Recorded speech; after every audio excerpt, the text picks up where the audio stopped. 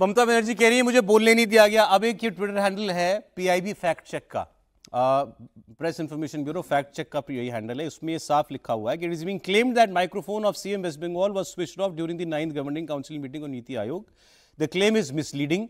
The clock only showed that her speaking time was over, even the bell was not rung to mark it. वो कह रहे हैं कि कोई माइक वाइक बंद नहीं किया था। हर जगह टाइम जब आपको इतना टाइम अलॉट हुआ है, घड़ी लगी होती है, जैसे पार्लियामेंट में होता है तो वो बता देती है कि घड़ी में आपका टाइम खत्म हो गया है। उसके बाद जैसे सदन में होता है, स्पीकर कहते रहते हैं आपका टाइम खत्म हो गया, तो लोग मांगते हैं नहीं 2 मिनट्स मोर, 2 मिनट्स मोर, लोग बोलते रहते हैं। कई बार स्पीकर बोलने देता है लंबा उनको। वो कह रहे हैं कि जो वरना वहां पर घंटी बजाने का प्रावधान है नीति आयोग में, जब आपका टाइम खत्म हो जाए तो बेल भी नहीं बजी। ये पीआईबी की तरफ से बताया जा रहा है कि वो बेल भी नहीं बजी थी। तो ये क्लेम कि माइक बंद कर दिया गया, ये गलत है। तो सरकार की तरफ से जो कहा जा रहा है ऑफिशियली कि ममता बनर्जी झूठ बोल रही है, यही कहेंगे ना सर कि झूठ बोल रही है। अब इसमें ममता बनर्जी कह रही है कि बाकी लोग 20-20 मिनट बोले, हमको 5 मिनट के बाद ये कहेंगे तो ये कह दिया गया। रोहन, मैं बताऊं सौरभ कि इसमें कोई ये बात मुझे हजम भी नहीं हो रही कि ऐसा हुआ होगा। लेकिन आपको ये भी बता दूं, पिछले 3 सालों में ना, 4 सालों में इनफैक्ट 2020 से लेकर 24 तक ममता बनर्जी और प्राइम मिनिस्टर के बीच में या ममता बनर्जी और भाजपा नेताओं के बीच में 4 बारी ऐसे दृश्य आपको देखने को मिले। मैं आपको गिनवा देता हूँ। 100वीं वर्षगांठ हुई रविन्द्रनाथ टैगोर की विश्व यूनिवर्सिटी के बाहर।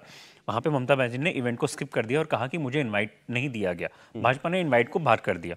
दूसरी बारी आपको याद होगा जब साइक्लोन अम्फान आया और यास आया, प्राइम मिनिस्टर की मीटिंग थी उड़ीसा में और उसके बाद में वेस्ट बंगाल में। दोनों मीटिंग में ममता बनर्जी ने यह कह दिया कि आपने शुभेंदु अधिकारी को क्यों बुलाया, स्किप कर दी। उसके बाद तीसरी बारी आपको याद होगा जब नेताजी सुभाष का मेमोरियल सेलिब्रेशन हो रही थी कलकत्ता में, वहाँ पे रिफ्यूज़ कर दिया ममता बनर्जी कि वो खड़ी नहीं होंगी क्योंकि उनको भाषण देने का समय नहीं दिया गया सेंट्रल इवेंट्स पे।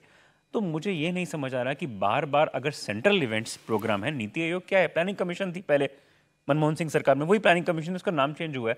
तो अगर नीति आयोग ने आपको इनवाइट किया और पीआईबी का फैक्ट चेक भी है, आपको अपने इस दर्जे पे सेंटर के सामने जो भी आपको मुद्दे रखने हैं, आपको ये भी बता दूं कि आज वही शुभेंदु अधिकारी जिनको लेके ममता बनर्जी ने वो मीटिंग स्किप की थी अम्फान पे, शुभेंदु अधिकारी के मुताबिक ममता बनर्जी की सरकार ने वेस्ट बंगाल में 1,50,000 करोड़ का टैक्स जमा कराना था सेंटर को, सिर्फ 63,000 करोड़ दिया। तो डेवोल्यूशन ऑफ टैक्सेस कहता है कि अगर आप सरकार को जीएसटी में या बाकी जो टैक्सेस हैं आपके वो आप पूरे नहीं दे रहे, तो सेंटर के पास में अधिकार है कि आपसे रिपोर्ट मांगे कि आप किस अधिकार पे बाकी फंड्स मांग रहे हैं। दिल्ली में आज की नीति आयोग की में क्या होना है, कुछ कल बात हुई थी। हाँ, मुझे लगता है कि कल एक मीटिंग प्रेस की भी बुलाई थी जहां पे ममता बनर्जी ने और अपने इंटरनल एमएलएस के साथ में भी डिस्कशन करी थी और एमपीज के साथ में भी, जहां पे ममता बनर्जी ने एक अनौपचारिक रूप पे ये कह भी दिया था कि अगर मेरी बात को नहीं रखा गया और टैक्सेस वाली बात पे जो मैंने डेवोल्यूशन ऑफ टैक्सेस की डिमांड करी है और जो मेरा शेयर है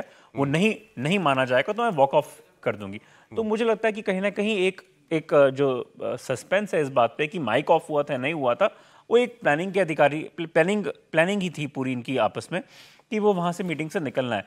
अब मैं आपको बता चुका हूं कि 4 बारी ये मीटिंग्स में उठी हैं ममता बनर्जी, चाहे वो नेताजी सुभाष का इवेंट हो कलकत्ता में, अम्फान पे हो और उससे पहले रविन्द्रनाथ टैगोर का। मैं तो एक सही बात, ममता जी हो सकता है ठीक कह रही हूँ, झूठ कह रही हूँ, मैं नहीं जानता इस बात को सर, क्योंकि दोनों के अपने अपने पक्ष हैं। लेकिन जहां ममता जी होती हैं वह कोई ना कोई तूफान होता है, पखेड़ा खड़ा होता है। मैं शब्द इस्तेमाल करा, तमाशा हो जाता है, कुछ तो हो जाता है।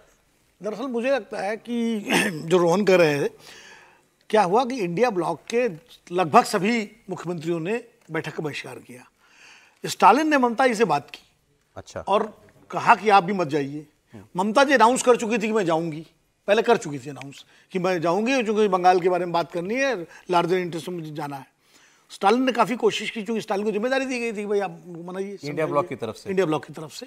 तो स्टालिन ने बात की उन्होंने, लेकिन ममता जी फिर अब उस बातचीत क्या हुई ये तो मुझे नहीं पता, लेकिन ये जरूर है उनकी कोशिश थी ममता जी न जाएं। अब चूंकि ममता जी घोषणा कर चुकी थी तो ममता जी को कुछ न कुछ तो एक पोस्चरिंग लेनी थी, इसीलिए उन्होंने दिल्ली में आगे एडवर्सेरियल कोई पोस्टर लेना था, इसीलिए उन्होंने दिल्ली में आगे कहा कि मैं अपोजिशन की वॉइस बनूंगी मीटिंग में और मैं वो बातें करूंगा और अगर वो ढंग से नहीं सुनी गई तो फिर मैं बाहर आ जाऊंगी। तो वही उन्होंने, मुझे लगता है कि स्ट्रेटजी के तहत उन्होंने जानबूझ के कॉन्फ्रंटेशन लिया उन्होंने। अब वो माइक ऑफ हुआ कि नहीं हुआ ये तो वो जाने, ये सरकार अपना कुछ पक्ष दे रही है, इस पे मैं क्या कर सकता हूं। लेकिन ये एक मुझे लगता है कि कहीं ना कहीं एक रणनीति का हिस्सा था।